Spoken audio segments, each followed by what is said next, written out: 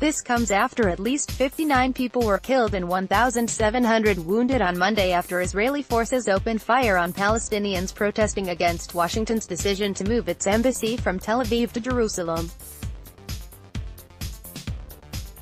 Palestinian officials said it was the bloodiest day of violence since the 2014 Gaza conflict. Mr. Macron has deplored Israel's use of force against the Palestinian demonstrators in Gaza, stressing France's opposition to Mr. Trump's decision to move the country's embassy. This fulfilled a promise made by the U.S. president, who has recognized Jerusalem as the capital of Israel, angering Palestine and prompting an international chorus of condemnation. Mr. Macron reiterated Paris's disapproval of Mr. Trump's decision and speaking in Parliament on Tuesday. French Foreign Minister Jean-Yves Le Drian said, "The situation in the Middle East is explosive. Violence is doing the talking. War could loom. The President of the Republic has decided to take all necessary political initiatives." In response, Mr. Le Drian said, without providing specifics. The French government spokesman also defended Mr. Macron's efforts to build a close working relationship with Mr. Trump, despite the U.S. president having gone against his French counterpart on several major global issues so far. Asked if Mr. Trump was still Mr. Macron's friend, Benjamin Griveaux, a close advisor to the French president, told BFM TV, "When you are the president of the republic, you are not the friend of foreign leaders, you are their partner, you have strategic alliances. France is attached to one thing, multilateralism.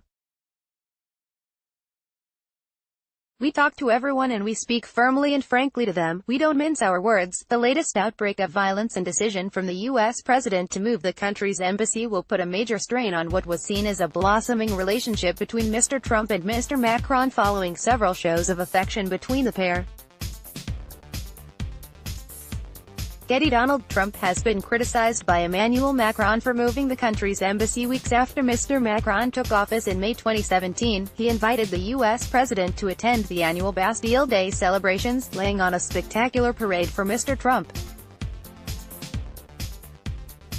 During their first phone call, Mr. Trump gave Mr. Macron his personal mobile number, and the two have spoken frequently since. Last month, Mr. Macron and his wife Brigitte visited Washington, with Mr. Trump describing the French president as perfect, adding, "I like him. He's a friend of mine." But in recent weeks, Mr. Trump has frustrated and angered world leaders with the introduction of tariffs on European steel and aluminium imports and withdrawing from the Iran nuclear deal last week, despite repeated attempts from Mr. Macron, as well as Prime Minister Theresa May and German Chancellor Angela Merkel to change the U.S. president's mind. Additional reporting by Ramina McGuinness.